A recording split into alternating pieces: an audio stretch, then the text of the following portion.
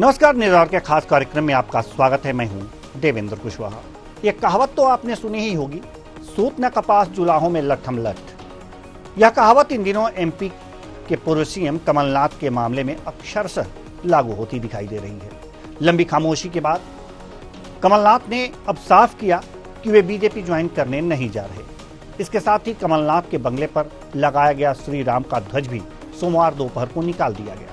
आखिर कांग्रेस का यह पॉलिटिकल ड्रामा किसके लिए? आज इसी मुद्दे पर करेंगे चर्चा। तो आइए शुरू करते हैं कांग्रेस का ड्रामा।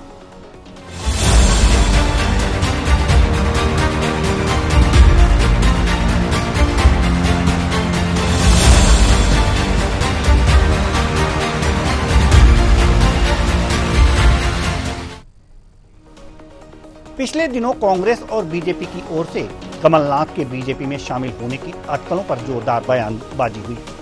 बीजेपी के नेता जहां कमलनाथ का अपनी पार्टी में शामिल होने पर स्वागत को आते नजर आए, तो कांग्रेसियों ने भी अपने अपने तरीके से बयान दिए।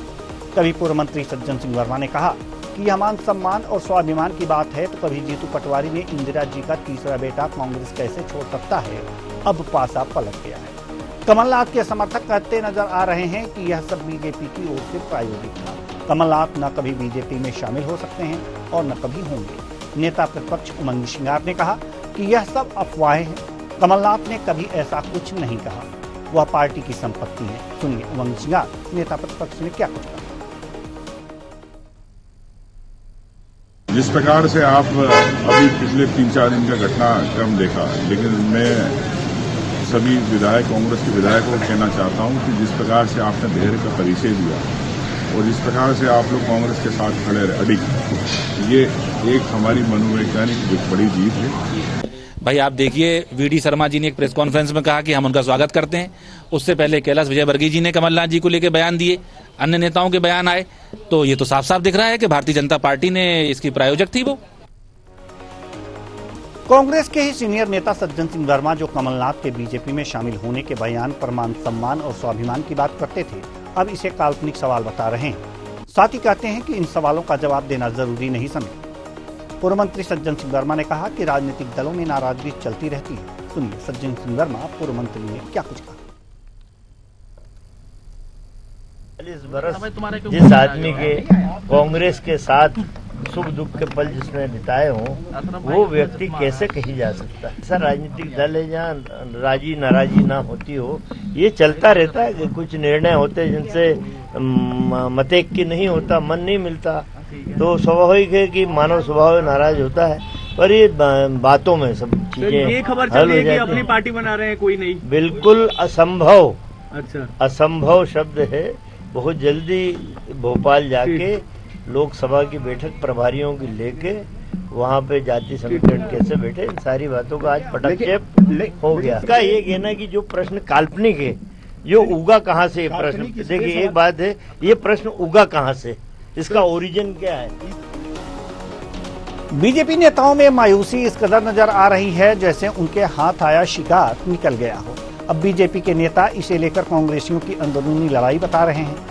कहते हैं कि यह सब कांग्रेस के प्रदेशाध्यक्ष जीतू पटवारी कमलनाथ को मध्य प्रदेश से बाहर करना चाहते हैं और कमलनाथ प्रेशर पॉलिटिक्स करते नजर आ रहे हैं। सुनिए। देखिए, ये प्रेशर पॉलिटिक्स कमलनाथ जी ने कर दिखाई, और कमलनाथ जी कांग्रेस में अंदर है या बाहर है ये तो नहीं पता, लेकिन इंदिरा गांधी जी के तीसरे बेटे को जीतू पटवारी जी ने पोस्टर से हटा के अपनी आंतरिक मंशा जरूर जाहिर कर दी कि किस प्रकार से मध्य प्रदेश से भगाने की योजना उनकी है। पहले पीसीसी चीफ से हटाया और अब पोस्टर से हटाकर जीतू पटवारी जी की ये योजना है जो कामयाब रहे। अब जो कमलनाथ जी हैं वो जो प्रेशर पॉलिटिक्स कर राहुल गांधी और सोनिया गांधी जी पे दबाव बना रहे हैं कि मध्य प्रदेश के जो भी जितने भी निर्णय हो मध्य प्रदेश कांग्रेस से जुड़े हुए उनमें उनकी चले, और ये ना चलने के कारण प्रेशर पॉलिटिक्स है और कुछ नहीं। इसमें भारतीय जनता पार्टी का कोई लेना देना नहीं। तो भारतीय जनता पार्टी का कोई लेना देना नहीं है, ऐसा कहना है बीजेपी नेताओं का। लेकिन सवाल यहाँ पर यह है कि कांग्रेस की तरफ से ये ड्रामा रचा कैसे गया, क्यों रचा गया, कारण क्या है, कमलनाथ ने ऐसा क्यों किया, भगवान राम के झंडे लगाए फिर उतारे फिर लगाए, ये कार्यक्रम क्यों चला, आखिर क्या साबित होना रह गया था शेष। आज इसी मुद्दे पर करेंगे चर्चा, और चर्चा के लिए हमारे साथ जो मेहमान जुड़े हुए हैं उनसे आपका परिचय करा दें। इंजीनियर सत्येंद्र चौधरी जी, बीजेपी प्रवक्ता, सिद्धार्थ सिंह राजावत जी, कांग्रेस प्रवक्ता, विनोद मिश्रा जी, वरिष्ठ पत्रकार। तीनों मेहमानों का बहुत बहुत स्वागत है हमारे इस कार्यक्रम में। चर्चा की शुरुआत करेंगे। चर्चा की शुरुआत हम करना चाहते हैं सिद्धार्थ सिंह राजावत जी, कांग्रेस प्रवक्ता, आपसे। बड़ा उहापोह की स्थिति थी, हालांकि कांग्रेस के किसी भी नेता ने इस बात को स्वीकार नहीं किया कि कमलनाथ जी बीजेपी ज्वाइन कर रहे हैं, नकुलनाथ जी बीजेपी ज्वाइन कर रहे हैं, और अंततः अटकलों का बाजार गर्म रहा और अब जाकर के कमलनाथ जी ने यह कहा कि हम बीजेपी ज्वाइन नहीं कर रहे हैं इतने दिन बाद। हालांकि दिल्ली में ही पत्रकारों ने उनसे पूछा था कि उन्होंने कहा कि ऐसा कुछ होगा तो हम बताएंगे, यानी कि सस्पेंस बरकरार रहा था। इस सस्पेंस बरकरार रहने के पीछे का कारण क्या हम जान सकते हैं आपसे? देवेंद्र जी, आपकी आवाज स्पष्ट नहीं आ रही है, दोबारा एक बार प्रश्न को दोहराएंगे? जी जी जी, हम निवेदन करेंगे कि मेरी आवाज हमारे मेहमानों तक अच्छी तरीके से पहुंचाई जाए। तो सवाल यहां पर यह है कि सिद्धार्थ सिंह राजावत जी की जो भी अभी घटनाक्रम घटे हैं कमलनाथ जी को लेकर के, वो दिल्ली गए, एयरपोर्ट पर पत्रकारों से वार्ता हुई, अटकलें लगीं और उन्होंने ये बयान दिया कि ऐसा कुछ होगा तो हम बताएंगे, यानी कि सस्पेंस बरकरार रहा। उनके घर पे झंडे लगे, भगवान राम के उतारे गए, फिर लगे। तो इसके पीछे का रहस्य हम समझना चाहते हैं कि आखिर ये क्यों हुआ, कारण क्या है इसका, इसके पीछे का रहस्य क्या है? देवेंद्र जी, अपन थोड़ा सा अतीत में चलते हैं। आपको 15-16 तारीख का मैं कुछ घटनाक्रम याद दिलाता हूं जी। आपको याद होगा, माननीय पूर्व मुख्यमंत्री और पूर्व प्रदेश अध्यक्ष माननीय कमलनाथ जी शिकारपुर से करीब 7 विधानसभाएं लगी हुई हैं और उन 7 विधानसभाओं में लोकसभा की तैयारी के लिए माननीय हमारे सांसद नकुलनाथ जी के सभाएं ले रहे थे। उसी दौरान एक पत्रकार ने उनसे पूछा कि ऐसा सुनने आया, ऐसा कभी भी महसूस होगा या मुझे मालूम चले तो सबसे पहले मैं आप लोगों को बुला के ये बात बताऊंगा कि मेरे को भाजपा में जाना है या जा रहा हूँ या क्या कर रहा हूँ। और उसके तत्पश्चात उसके दूसरे ही दिन बीडी शर्मा जी ने और कैलाश विजयवर्गीय जी ने निमंत्रण खुले आम में दे दिया कि तय दिल से हमारे द्वार खुले हुए हैं और आप आए और भारतीय जनता पार्टी को ज्वाइन करें। ये किसके शब्द थे? ये बीडी शर्मा जी के शब्द थे, ये कैलाश विजयवर्गीय जी के शब्द थे, जहां से ये पूरी आग लगना शुरू हुई है। और इसी आग को दूसरा रूप जो भारतीय जनता पार्टी की जो झूठ फैलाओ एक कंपनी है, IT सेल बोलते हैं, उसने इस बात को फैलाना शुरू कर दिया। उसके तत्पश्चात दूसरे ही दिन माननीय पूर्व मुख्यमंत्री और राज्यसभा सांसद माननीय दिग्विजय सिंह जी ने इस बात की पुष्टि कर दी और हमारे प्रदेश अध्यक्ष माननीय जीतू पटवारी जी ने इस बात की पुष्टि कर दी कि वो इंदिरा जी के तीसरे पुत्र हैं और कांग्रेस के प्रति उनकी आस्था है, वो कांग्रेस नहीं छोड़ेंगे। मेरी अभी उनसे बात हुई है। तो क्या कारण रहा कि इस बात को तिल का ताड़ बनाया गया, क्यों बनाया गया? तो मैं तो आपके माध्यम से मैं पूछना चाहता हूँ भारतीय जनता पार्टी के प्रवक्ता जी से कि जो काम आपने 1936 में किया था, मुस्लिम लीग के संग हिंदू महासभा ने मिलकर सरकार बनाई थी श्यामा प्रसाद मुखर्जी ने, और वही कार्य आज भी आप निरंतर करते आ रहे हो, डिवाइड एंड रूल अंग्रेजों के। तो ये काम करना बंद कर दें। 138 साल पुरानी विचारधारा है कांग्रेस की, इसको कोई भी खत्म नहीं कर सकता। ये पार्टी नहीं है, एक विचारधारा है जो गांधी विचारधारा से चलती है, नाथूराम गौडसे की विचारधारा से नहीं चलती। विध्वंस करना, गोली मार देना, आतंकवाद फैलाना, तो ये कांग्रेस पार्टी विचारधारा की पार्टी है। और माननीय कमलनाथ जी ने भी इस बात को स्पष्ट कर दिया, माननीय सज्जन सिंह वर्मा जी ने भी 4 बार बयान दे दिए, स्पष्ट कर दिया कि हम कहीं नहीं जा रहे हैं, कांग्रेस पार्टी हमारी मातृल्य पार्टी है और हम इसी में रहेंगे। चलिए, इंजीनियर सत्येंद्र चौधरी जी, ये बीजेपी द्वारा IT सेल द्वारा फैलाया गया सगुफा मान रही है कांग्रेस, तो ऐसे सगुफे के क्या फायदे, कोई फायदा निकला इसका? देखिए, मेरे मित्र कह रहे हैं कि बीजेपी का सगुफा, देखिए जिंदगी भर कांग्रेस यही भूल करती रही, धूल चेहरे पर दी, आईना साफ करती रही। आज भी अपनी गलतियों का, अपनी खामियों का, अपनी कमजोरियों को नहीं सुधारते हैं, बस आईना साफ करते रहते हैं। अरे चेहरे पे धूल लगी है भैया, आपके अंदर कमजोरियां हैं। दीपक सक्सेना भारतीय जनता पार्टी के नेता हैं, सज्जन सिंह वर्मा भारतीय जनता पार्टी के नेता हैं, विक्रम आहाके महापौर छिंदवाड़ा के भारतीय जनता पार्टी से हैं। ये सभी क्या कह रहे हैं? दीपक सक्सेना ने कहा कि कमलनाथ जी का अपमान हुआ है कांग्रेस में और कमलनाथ जी का बहुत अपमान किया जा रहा है। जो आलोक शर्मा इनके राष्ट्रीय प्रवक्ता हैं, उन्होंने कहा कि इस बार के जो विधानसभा चुनाव में लगातार 5वीं बार जो कांग्रेस हारी है, 25 साल से कांग्रेस की पराजय है, उस पराजय का पूरा ठीकरा आलोक शर्मा जो राष्ट्रीय प्रवक्ता रहे, उन्होंने फोड़ा था इनके कमलनाथ जी के ऊपर कि कमलनाथ जी के अहंकार ने कांग्रेस को डुबो दिया। उसी के कारण से पवन खेड़ा जो हैं मीडिया विभाग के प्रमुख, जो वहां पे कोऑर्डिनेटर हैं, उन्होंने उनको नोटिस दिया और आज भी वो नोटिस ठंडे बस्ते में है।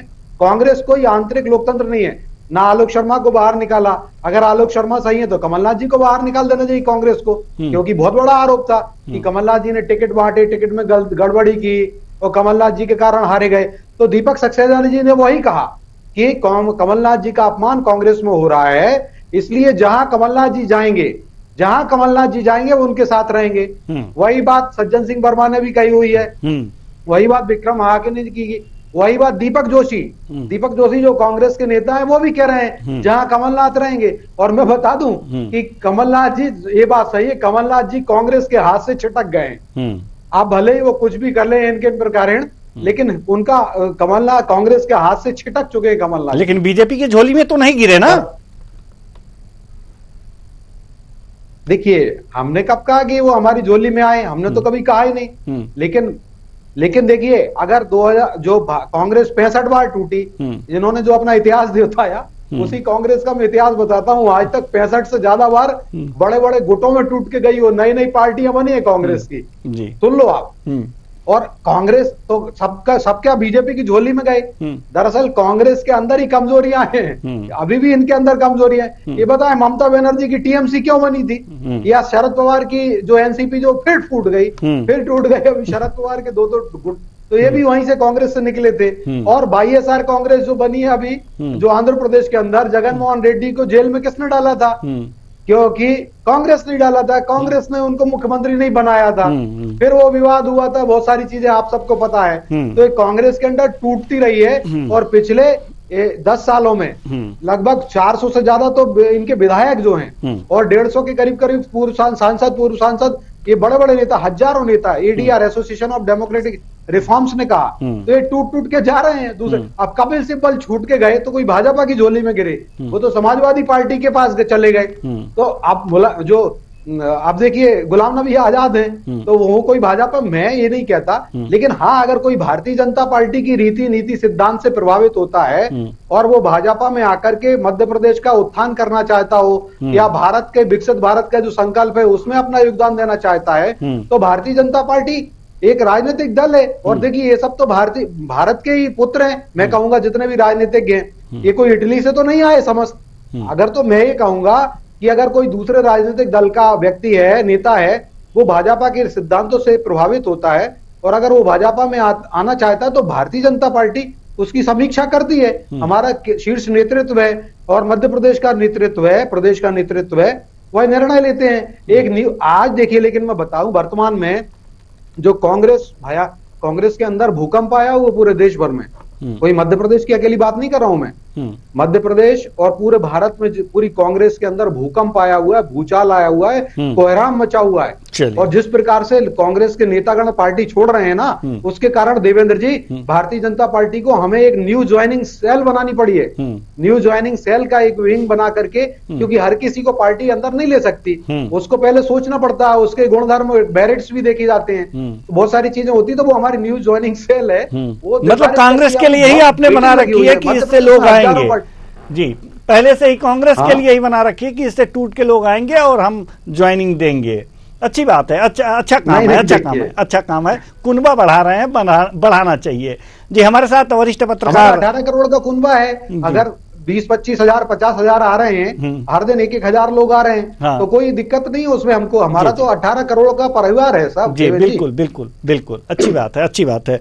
हमारे साथ वरिष्ठ पत्रकार विनोद मिश्रा जी मौजूद हैं। विनोद मिश्रा जी, कांग्रेस से कमलनाथ बीजेपी ज्वाइन करेंगे, अटकलों का बाजार गर्म रहा, पूरी गर्माहट रही, मध्य प्रदेश से लेकर दिल्ली, या ये कहें कि पूरे भारत की टकटकी रही कि आखिर कमलनाथ करने के वाले हैं।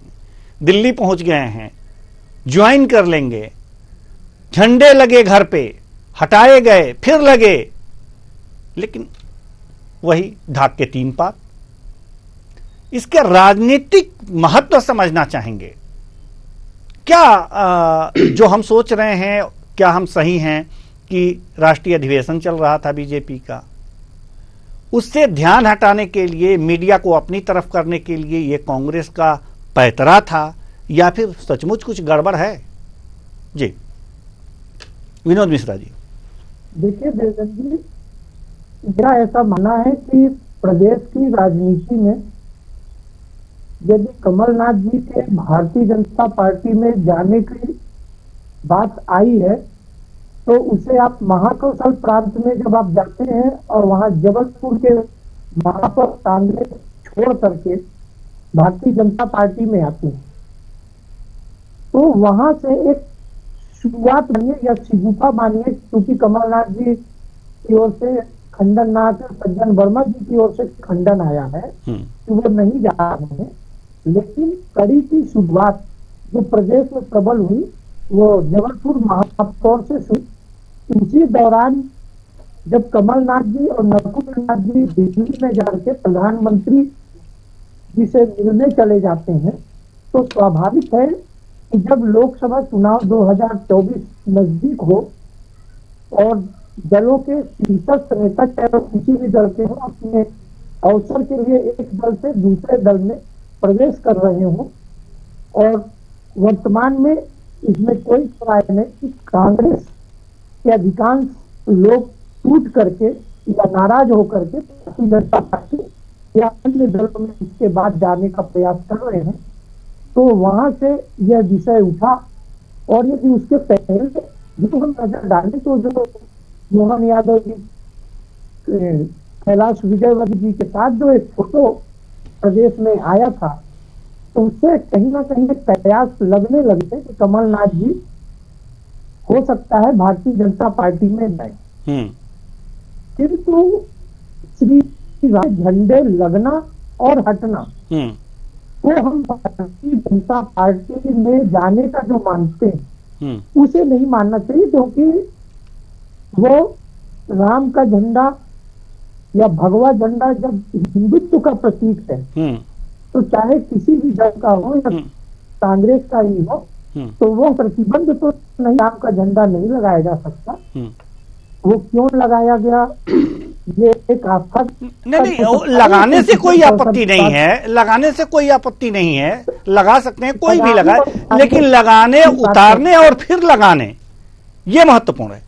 जी जी मेरा वही कहना है सर कि लगाने और उतारने के बीच जब आप देखेंगे तो अभी गुप्त नवरात्रि कल खत्म हुई है, तो कई बार राजनीतिक जो नेता हैं बहुत सारे ऐसे अनुष्ठान या धर्म गुरु हैं, उनके कहने में भी बहुत चीजें करते आए। जी जी, तो हो सकता है झंडे की दिशा सही न लगी हो या कुछ ऐसा हो सकता है, लेकिन मेरा सही है कि झंडे को राजनीतिक दल से ना हटाया जाए। जी बिल्कुल, वो उनकी व्यक्तिगत आस्था है। लेकिन ये सच है कि प्रदेश और देश में यह अटकलें बहुत तेज से लग गई कि कभी भारतीय जनता पार्टी में बस चले ही गए। किंतु वर्तमान की राजनीति को देखते हुए तैयार रहना और हो जाने के बीच बहुत बड़ा डिफरेंस नहीं होता। हो सकता है आज जो सज्जन वर्मा जी का बयान आ रहा है और कल कहीं कमलनाथ जी चले जाएं, तो यही हमारी और राजनीतिक पार्टियों की जो भाषाएं हैं वो तुरंत बदल जाती हैं। बिल्कुल, तो अभी बदल जाती है। तो मेरा ऐसा मानना है कि जब तक कमल की ओर पुख्ता ऐसा कोई प्रमाण न हो, तो इस अटकलों को पूरी तरह से खारिज किया जाना जी जल्दबाजी हो। जी, अटकलों को पूरी तरह से खारिज नहीं किया जाएगा। इंजीनियर साहब, हम आपके पास आना चाहेंगे। अटकलों को पूरी तरह से खारिज नहीं किया जाएगा तो एक तरह से ये कहा जा सकता है कि बीजेपी में जाने की संभावनाएं बनी ही हैं अभी। तो अगर जो बीजेपी में संभावनाएं बनी हैं तो बीजेपी को खुश होना चाहिए, और खुश है भी, शायद कुछ प्रयास भी हो रहे होंगे अंदर खाने कि आ जाइए। क्यों? नहीं देवेंद्र जी, मैं एक बता दूं, प्रयास तो हम नहीं करते, लेकिन अगर देखिए ये दो बातें मैं बता दूं। एक तो अटल जी ने एक बहुत अच्छा दर्शन दिया जो हमारा भारत का दर्शन है, वो है बात है। और एक जो यक्ष प्रश्न में बात है, यक्ष ने जो युधिष्ठिर से प्रश्न पूछा था, उन्होंने कहा था का पंथा, तो युधिष्ठिर ने जवाब दिया कि महाजना एन गता सा पंथा। तो जिस मार्ग से महाजन जाते हैं उस पथ, वह पथ होता है। तो आप देखिए, जिस पथ से हमारे डॉक्टर श्यामा प्रसाद मुखर्जी जी गए हैं, पंडित दीनदयाल उपाध्याय जी गए हैं, चले हैं, जिस पथ पे अटल बिहारी वाजपेयी जी चले हैं, आडवाणी जी चले हैं, प्रधानमंत्री नरेंद्र मोदी जी चल रहे हैं, हमारे प्रदेश अध्यक्ष बी डी शर्मा जी चल रहे हैं, राष्ट्रीय अध्यक्ष जेपी नड्डा जी या माननीय अमित शाह जी चले हैं। तो जो वह पथ पे अगर कोई आना चाहता है, उसी पथ पे भारतीय जनता पार्टी की नीति से प्रभावित होके, तो हम तो स्वागत करते हैं सबका। पार्टी समीक्षा करती है, इसका मतलब ये नहीं है कि हम उनका बिल्कुल ले लेंगे। जो पार्टी अपने हिसाब से, हमारा शीर्ष नेतृत्व है, न्यूज ज्वाइनिंग विंग है जो पार्टी की, वह तय करती है कि किसको लेना है किसको नहीं लेना। तो ये समीक्षा और तो क्या हम ये माने कि जो आपकी नई विंग है न्यूज ज्वाइनिंग की, जो नई विंग तैयार की गई है, वहां ज्वाइन करने तो कमलनाथ गए थे, लेकिन उनको वो खरे नहीं उतरे, इसलिए ज्वाइन नहीं किए, क्या हम ये मान लें? आप देखिए, ये आप मतलब ये मुझे नहीं जानकारी है, और कब कमलनाथ जी का है मुझे ये भी नहीं पता, ना कमलनाथ जी, लेकिन मैं ये बता दूं, कमलनाथ मान लिया जाए जो अटकलों का बाजार गर्म था और दिल्ली तक पहुंचे थे, तो हम इस आधार पे कह रहे हैं। देखिए, आप उस आधार पे कह रहे हैं, मैं तो वरिष्ठ पत्रकार विनोद मिश्रा जी की बात को भी मानता हूं कि जिस प्रकार से अभी सज्जन सिंह वर्मा जी आ रहे हैं, कल के दिन कमलनाथ जी कांग्रेस छोड़ देते हैं, तो कमलनाथ जी तो रिस्पॉन्सिबल होंगे नहीं, क्योंकि उन्होंने कोई बयान ही नहीं दिया। सारा का सारा जो जिम्मेदारी कौन ले लेगा? सज्जन सिंह वर्मा जी ले लेंगे, दीपक सक्सेना जी ले लेंगे, या दीपक जोशी जी ले लेंगे, या विक्रम महाके जी ले लेंगे, 4 महापौर हैं, या विवेक तनखा जी भी ले सकते हैं, या फिर शशांक शेखर जी आ चुके हैं। अब जबलपुर के महापौर अन्नू जी आ गए, जगत बहादुर अन्नू जी, भारतीय जनता पार्टी ज्वाइन ही कर ली। तो मेरा कहने का मतलब ये है कि राजनीति संभावनाएं रहती हैं, और ये उनकी व्यक्तिगत निष्ठा और संभावनाओं से हो सकता है तय। तो ये चीज तो उनको भी जी उनको तय करना है, और ये जो इनको जाना है, जिनको छोड़ना है कांग्रेस। और मुझे लगता है कांग्रेस में कमलनाथ जी का अपमान तो जरूर हो रहा है, और जो उनके नेतागण कह रहे हैं, अच्छा इसीलिए और हो रहा है। देखिए, पहले तो कुर्ते फाड़ने की बातें आती थी, कमलनाथ जी का अपमान हो रहा है और दर्द बीजेपी को हो रहा है।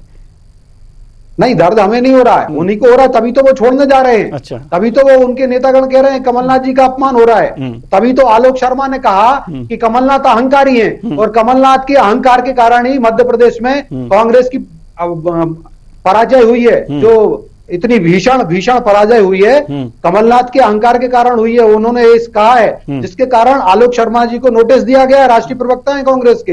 लेकिन कांग्रेस की भुजाओं में शक्ति नहीं है, जो बाजुओं में दम नहीं है, सामर्थ्य नहीं है। ना तो वो आलोक शर्मा के ऊपर पूरी कार्रवाई कर पाती है कांग्रेस, ना कमलनाथ जी के ऊपर कोई कार्रवाई कर पाती है। अगर कमलनाथ जी सही है तो आलोक शर्मा जी को बाहर करना चाहिए कांग्रेस को, और अगर आलोक शर्मा जी सही है तो कमलनाथ जी को बाहर करो। लेकिन कांग्रेस के अंदर देखिए, आंतरिक लोकतंत्र की धज्जियां उड़ी हुई हैं। और अगर मध्य प्रदेश के परिप्रेक्ष्य में बात की जाए, तो मैं कहूंगा कि जिस प्रकार से मध्य प्रदेश में कांग्रेस में कोहराम मचा हुआ है, आए दिन हजारों कांग्रेस के नेता कार्यकर्ता भारतीय जनता पार्टी या कांग्रेस छोड़ रहे हैं और भाजपा में आ रहे हैं। तो आपने देखा है, तो ये कहीं ना कहीं मध्य प्रदेश के अध्यक्ष जीतू पटवारी जी की जो सीमांकन है, कांग्रेस का सही सीमाएं सुरक्षित नहीं कर पा रहे हैं, कांग्रेस का सीमांकन सुरक्षित नहीं कर पा रहे, इसलिए कांग्रेस के नेता कांग्रेस की सीमा रेखा को कूद के आ रहे हैं। और चाहे वो प्रभारी है मध्य प्रदेश के जितेंद्र सिंह भंवर साहब जो आए हुए हैं कांग्रेस के प्रभारी, वो ऐसा नहीं चाहते कांग्रेस के नेतागण की भंवर साहब के भंवर में फंसे, तो इसीलिए उनके भंवर से बचने के लिए वो कांग्रेस छोड़ रहे हैं। तो ये कुछ ना कुछ ये सारी चीजें तो हैं जी, तो ये कांग्रेस को देखना है देवेंद्र जी। चलिए, ये कांग्रेस को देखना है। कांग्रेस के प्रवक्ता हमारे साथ नहीं है, तो हम जरूर उनसे सवाल पूछते। लेकिन विनोद मिश्रा जी, अंतिम सवाल आपसे, क्योंकि बिल्कुल भी समय नहीं। कांग्रेस जी सुनिए, देवेंद्र जी 10 सेकंड। मुझे लगता है मेरे कांग्रेस के मित्र भी समझ गए कि ये भंवर सिंह जी के जो है प्रभारी, उनके भंवर या जीतू पटवारी जी के प्रश्नों के जाल में जो कांग्रेस का सीमांकन सही नहीं हो रहा, उसको सोच करके मुझे लगता है कांग्रेस के प्रवक्ता जी ने कहा कि जैन साहब से बचना पड़ेगा, आपके प्रश्न और मेरे वाण शब्दवाण प्रश्नवाण, तो उन्होंने कहा कि छोड़ ही तो मैदान। अब तो पूछना पड़ेगा, ये वीडियो क्लिप भेज करके उनसे पूछ लिया जाएगा कि आखिर क्यों छोड़ के चले गए आप। लेकिन हाँ, मैंने तो अपन ठीक तो है, स्वागत ठीक करते हैं है। उनका, कभी ऐसा बिल्कुल, बिल्कुल, व्यक्तिगत बिल्कुल। आक्षेप तो लगाते नहीं। बिल्कुल बिल्कुल। वरिष्ठ पत्रकार विनोद मिश्रा जी हमारे साथ हैं। हम आपसे जानना चाहते हैं कि इस समय मध्य प्रदेश की राजनीतिक जो उथल पुथल है, इसे देखते हुए वास्तव में जो जनता है वो क्या सोचे, क्या समझे, उसे क्या समझ में आना चाहिए इस समय? देखिए, खासकर दल बदल को लेकर।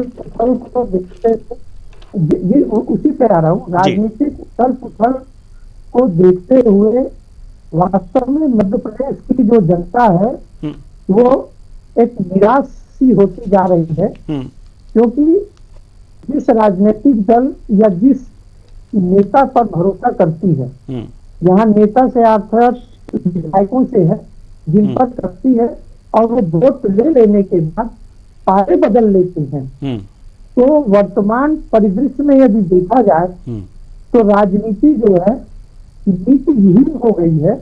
जो एक जनता के विकास की नीति की बात होती थी, उसकी बजाय स्वार्थ और स्वनीति की ओर जो बढ़ करके केवल अपनी कुर्सी और अपना क्षेत्र बचाने के चक्कर में किसी न किसी नेता के द्वारा जो दल बदल किया जा रहा है। क्योंकि देखिए, ये बात तक कि जिस तरह से भारतीय जनता पार्टी का क्रेज पिछले चुनाव से बढ़ा है, तो एक भय का अन्य राजनीतिक दलों में तो है कि हम चुनाव जीत पाएंगे या नहीं।